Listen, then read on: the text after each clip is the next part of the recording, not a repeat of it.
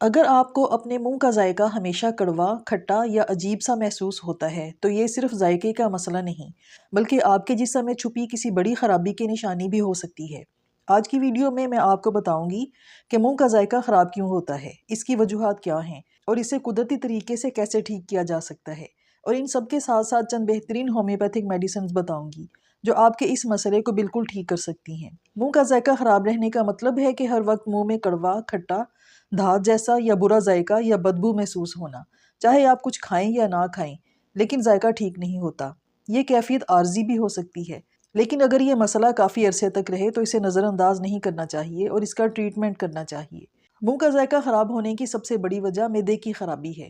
جب معدہ صحیح طرح کام نہیں کرتا تو تیزابیت اور گیس کی وجہ سے منہ کا ذائقہ بدل جاتا ہے۔ نزلہ زکام یا ٹانسلز کی سوزش کی وجہ سے بھی ذائقہ متاثر ہوتا ہے۔ گلے یا سانس کے راستے میں جب انفیکشن ہوتا ہے تو وہاں بیکٹیریا یا وائرس جمع ہو جاتے ہیں۔ یہ بیکٹیریا بعض اوقات بدبودار مادہ پیدا کرتے ہیں جو منہ کے ذائقے کو کڑوا، دھات جیسا، کھٹا یا بدبودار کر دیتے ہیں۔ وائٹامنز کی کمی، خاص طور پر زنک، وائٹامن B12 اور آئرن کی کمی سے بھی منہ کا ذائقہ بدل جاتا ہے۔ بعض دوائیوں کے اثرات کی وجہ سے بھی منہ کا ذائقہ کڑوا یا خراب ہو جاتا ہے۔ یہ ایک عام سائیڈ ایفیکٹ ہے جو کئی دوائیوں کے استعمال کے دوران محسوس ہوتا ہے۔ اینٹی بائیوٹکس، بلڈ پریشر کی دوائیاں، شوگر کی دوائیاں، ڈپریشن دور کرنے والی میڈیسنز، الرجی کی میڈیسنز زیادہ لمبے عرصے تک استعمال کرنے سے بھی منہ کا ذائقہ چینج ہو سکتا ہے۔ زبان کے ذائقہ محسوس کرنے والے غدود یا ٹیسٹ بڈز کو تمباکو اور الکوہل نقصان پہنچاتے ہیں، جس سے کھانے پینے کا ذائقہ صحیح طرح سے محسوس نہیں ہوتا۔ تمباکو نوشی سے منہ میں نقصان دہ جراثیم بڑھ جاتے ہیں جو بدبو اور ذائقے کی خرابی کا باعث بنتے ہیں۔ سگریٹ یا الکوہل پینے سے منہ میں، مسوڑوں میں اور زبان میں سوزش ہو جاتی ہے جس سے ذائقہ بدل جاتا ہے۔ منہ کی صفائی میں لاپرواہی منہ کے ذائقے کے خراب ہونے کی ایک عام اور اہم وجہ ہے۔ جب برش یا مسواک باقاعدگی سے نہ کی جائے تو دانتوں اور زبان پر جراثیم اور غذا کے ذرات جمع ہو جاتے ہیں۔ یہ بیکٹیریا بدبودار مادہ بناتے ہیں جو منہ کے ذائقے کو کڑوا، کھٹا یا دھات جیسا کر دیتے ہیں۔ لعاب یا تھوک منہ میں موجود ذرات کو گھولنے اور ذائقے کے ٹیسٹ بڈز تک پہنچانے میں مدد دیتا ہے۔ جب لعاب کم ہو جائے تو زبان خشک ہو جاتی ہے اور بیکٹیریا زیادہ بڑھ جاتے ہیں۔ ذائقے کے خلیے یا ٹیسٹ بڈز صحیح طرح سے کام نہیں کرتے۔ منہ میں دھات جیسا یا کڑوا یا کھٹا اور بدبودار ذائقہ محسوس ہوتا ہے۔ اس سلسلے میں ایک بہت اچھی اور بے ضرر ہوم ریمیڈی آپ کے اس مسئلے کو ختم کر سکتی ہے۔